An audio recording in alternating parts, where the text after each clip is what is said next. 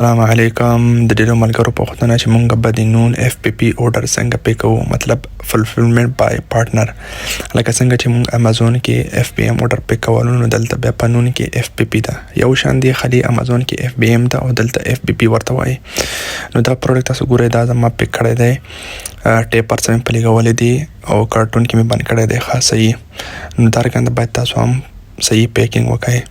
نو دلته اوس تاسو هم چې څه لګیږي، دلته اوس تاسو ګورئ، تاسو ته بس یو دا کارټون لګي د نون یا د نون پولی پیک چې کوم خلطه ورته وایي، او دلته یو تاسو د زیپرا چې کوم هغه دی، دلته یو ټیپ هم ده د نون، دا هم تاسو ته لګي، او مخامخ تاسو ګورئ چې د بارکوډ دی هم تاسو ته لګي.